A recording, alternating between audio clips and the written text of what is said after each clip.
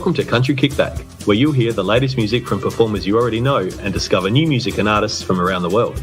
If you have an artist you'd like us to chat with, reach out to the team at countrykickback.com, or you can watch our live videos and more by following us on social media and YouTube. Here is your host, Danny Shaw, with the latest from Country Kickback.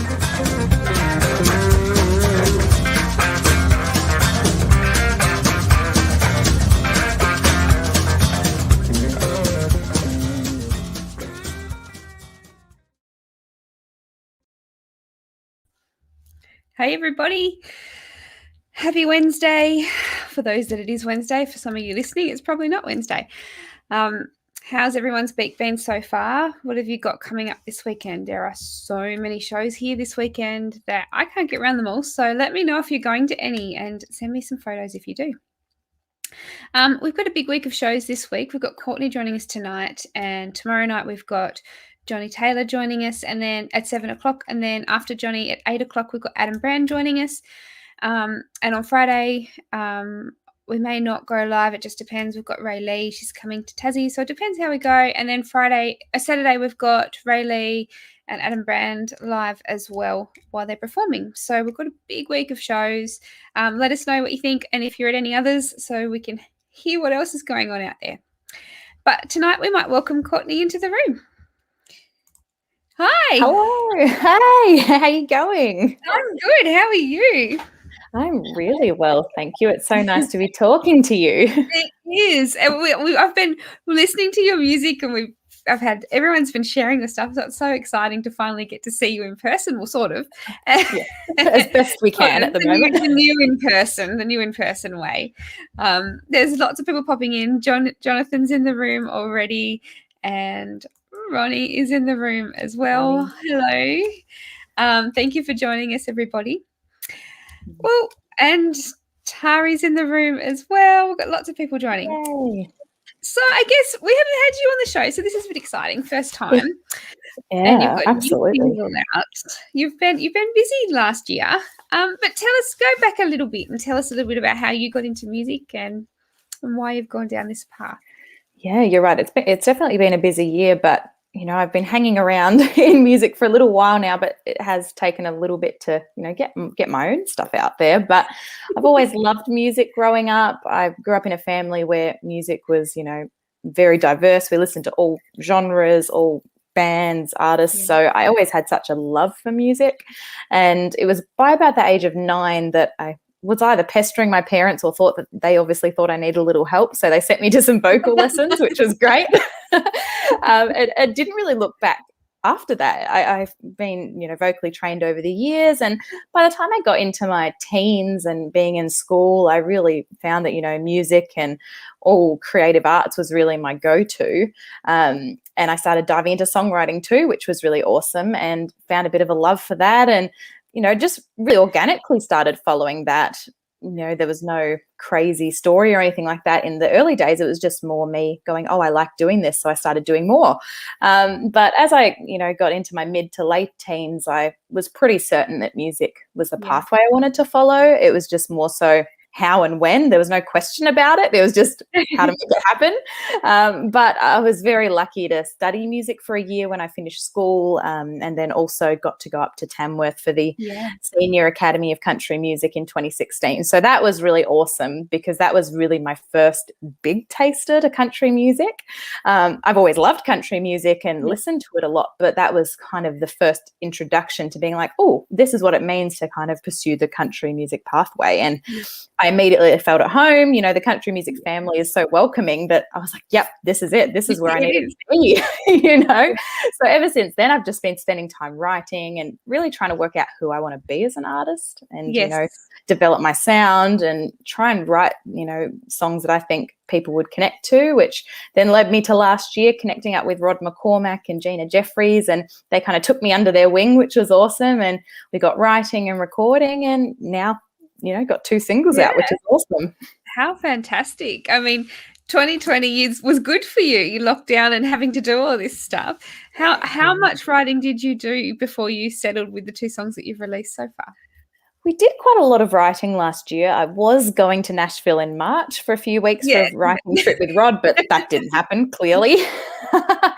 But instead of, getting too bogged down on not being able to go do that, Rod and I decided, well, let's, maximize the time we've got anyway, jump on Zoom, and, spent probably about 3 or 4 months of last year just writing with different people, writing with friends in Nashville, writing with people here.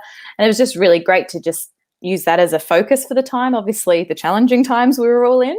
But because we had such, a wide range of time on our hands, it meant that we got a lot of songs down. And the 2 songs I've already released, I Just Want to Hold You, my debut single, that funnily enough was actually the first song we even wrote in lockdown. So really? It was funny how it worked out. And Hummingbird was one of the other early ones we wrote. So, we were just writing ones and then kind of had the list and picked which ones we liked the most and got recording, once we're able to do that, obviously.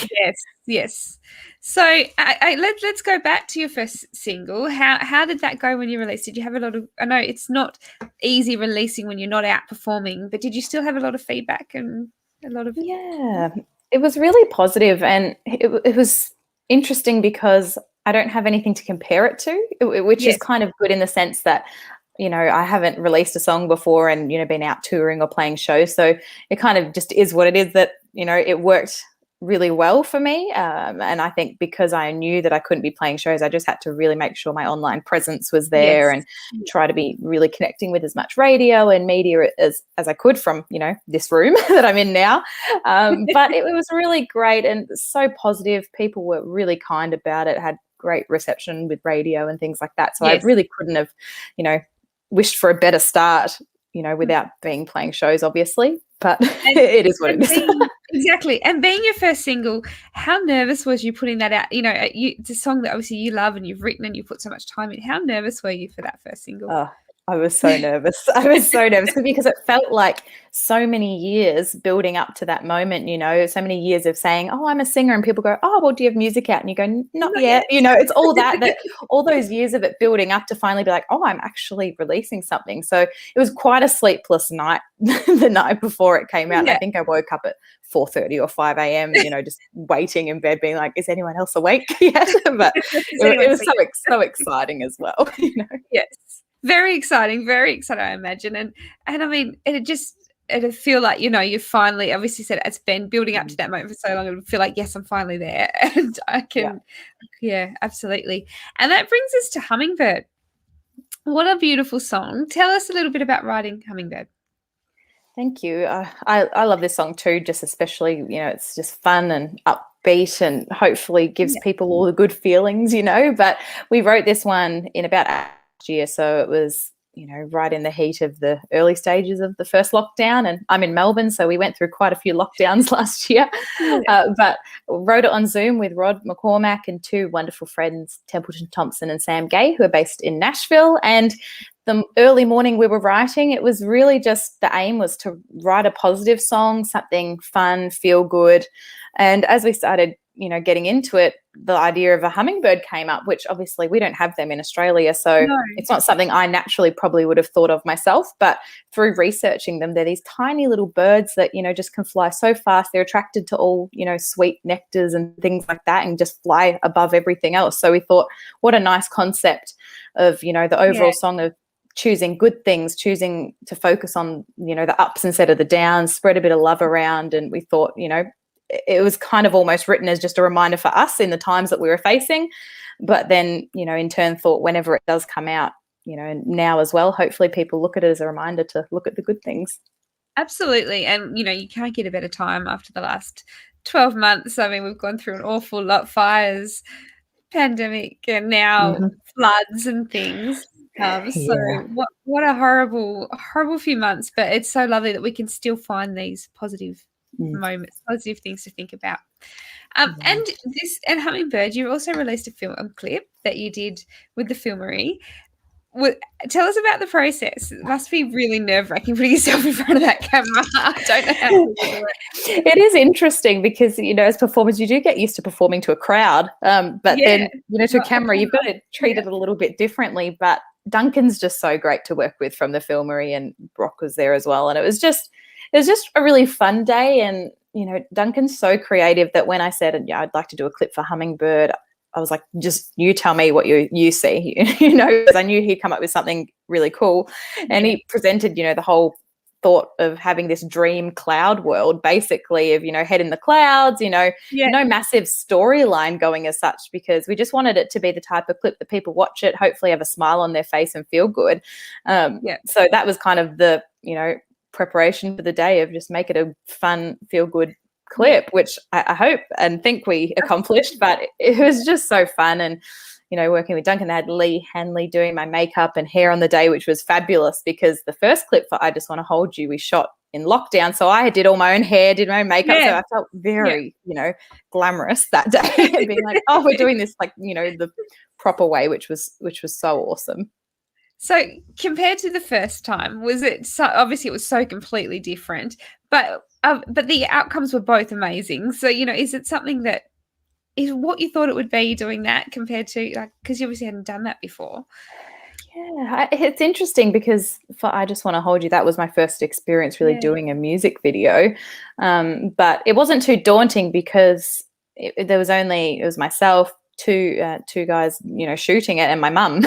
So it was only the four of us there. So it wasn't too intense as such, but it was kind of a good introduction into doing a film clip. But I just tried to, almost just pretend, the camera's not there and I'm just singing along, and enjoy it. I think I tried not to put too much pressure on myself too, because I didn't want to psych myself out of it. But by the time doing Hummingbird, I felt a lot more comfortable in front of the camera.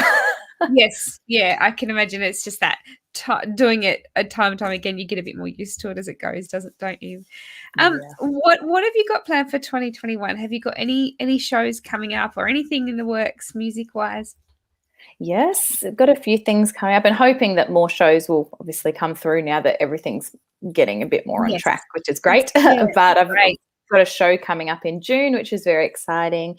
Got Sally Ann from Tamworth from 2TM, lovely songwriter performer. She's playing a show down here at Casey radio station, which I'm going to be opening the show for her, which is really exciting. I think that's on June 19th, which is great. And obviously looking ahead to Tamworth too, hoping that that will, be kicking into gear and preparing for that. But in the meantime as well, I've got another couple of singles lined up too, and hopefully be working towards getting an album on track for, sometime next year. So a few things on the go, and yeah. And writing, are you going to keep writing, getting ready? Have you got all the songs for the album yet, or are you still writing and still thinking? We're kind of part way there. When I recorded these two singles, we recorded another two as well. So I've already, kind of almost got half an album, but we're going to spend another couple of months writing, hopefully get in the studio roughly in June, and, just try and keep it all progressing along, and see what we come up with as well. We'll be in a different writing position, I think, this time compared to this time last year, which is great. Exactly. Yeah, you'll have done it from either side, and you'll be able to just choose what you like best. Exactly. And tell us about the artwork for Hummingbird. Did you create that?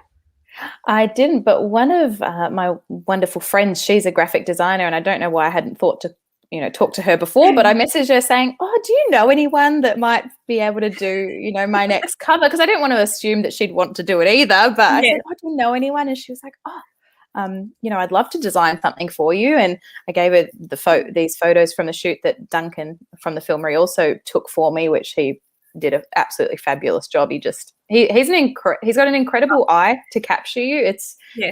He's amazing. And so I sent the photos off to Claire, and she, came up with this nice glowy, warm, clip shot, which I think, kind of gives off all the nice warm feelings that Hummingbird hopefully does. I was going to say, all that Hummingbird feel, it really does have that feel to it. All those sunny days, sunny, warm. Yes, absolutely. Sunny, warm, happy. Yeah, it does. It's exactly how it feels. So she's done a great job. Thank you.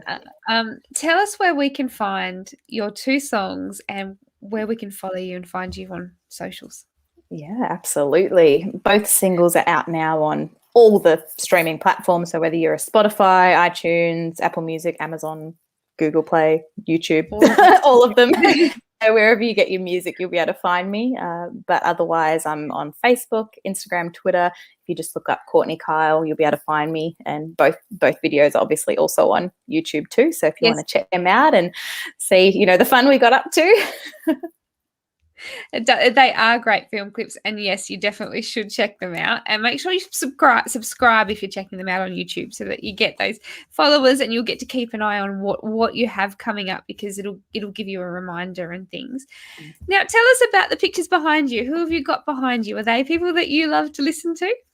Oh, absolutely. I've got my whole wall here, which you can't see the rest of it, but I had so many records that were just kind of sitting in a cupboard, and this was a lockdown activity of going, I'm going to put them on the wall. But I've got Elvis, because it's Elvis, Barbara Streisand, one of the greatest singers. You can't see, just here is Johnny Cash, who he's sitting watching over me. I like to think I've got Johnny sitting next to me, and a range of different things like Olivia Newton-John and John Farnham. It's quite the mix. Quite a wonderful world. This is your music room. It's you. Is this where you write all your songs?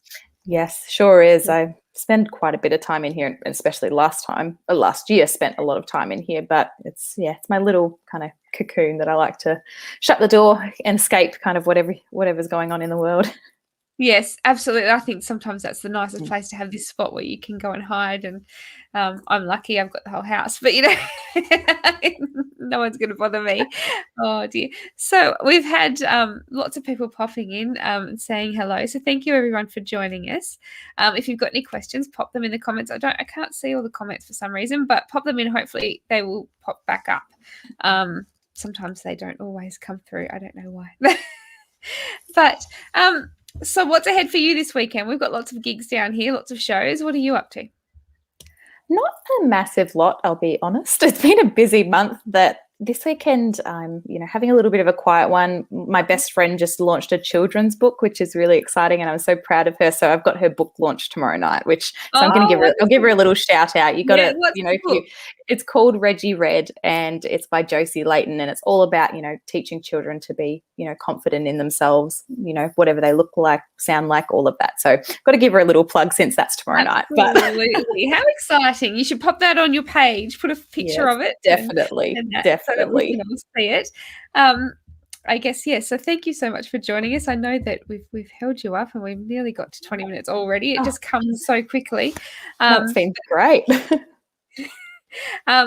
And we will be back again very soon. So your next single, hopefully we'll be able to have a chat and a bit of a listen. Are you going to do pre-orders for the next one? Yeah, I think so. Probably a few weeks out from it. I'd like to try and, get as many people, involved early on, and, and it makes it more exciting too, the build-up. I think so, and especially now when everything is a lot more virtual, it is nice to be, having something exciting to talk about and be sharing with everyone and bring people on the journey too. Yeah, exactly. And I think everyone loves to do that, especially when they're watching and seeing everything else. And Facebook Lives, have you got some more of them coming up planned? Or? I haven't really planned anything yet, which is, funny. I didn't do I know it's strange, but in lockdown, I didn't actually do a whole lot of lives, which is really strange. I only did a small handful. I loved doing them, but I just didn't do many, which is a bit strange. You're busy writing and doing all that sort of thing, planning for 2021. Yeah, I don't know if I'm the most tech savvy either, so that's part of it. It's not easy. 2020 has one thing it has taught a lot of us about computers, because I know we have to change so quickly to adapt. But and maybe it was good for us in a lot of ways. Well, I love that someone's here in the comments saying, "Can we settle her surname?" I'm more than happy to. Can you see them? Because I can't. I can see them. I'm more than happy to say it's Keil. It looks like Keil, but it's Keil like the boy's name. Keil, Mile. So it's Courtney Keil. Do you get that a lot? I do, and especially in school I had it a lot, but I thought, do I do something different for my stage name? But I thought it feels the most authentic to use, who I am, and after a while hopefully people will just, know it's Keil. The problem is it reads completely not how it sounds. It's okay, because I was having that conversation with Stephen on the radio before we recorded our show last night, and we were talking about that. So I reckon that's where that question's come from. But for some reason I can't see them at the moment. I'll have to refresh it when we finish, and I can write back to you all. Thank you so much for joining us. It's been great chatting to you finally, and I can't wait to see what's coming in the next 12 months for you. It's a great, exciting time. Oh, thank you so much. It's been such a pleasure to finally catch up and have a chat. And thank you, everyone else who's tuned in as well. Thank you, everybody. Well, thank you, everyone, for joining us tomorrow night. Don't forget at 7 o'clock my time. So check out on the Country Kickback page. If you press get a reminder, it will remind you wherever you are at the time. Where it'll give you a 20-minute reminder and a 3-minute reminder and then a live reminder. So tomorrow night at 7 o'clock is Johnny Taylor. He's going to have a chat to us about his music. And then at 8 o'clock, we've got Adam Brown joining us to have a chat about his new single and what he's got ahead for the weekend. Thank you so much, Courtney. We will see you again very soon. Thank you. All right, everybody. We'll see you later.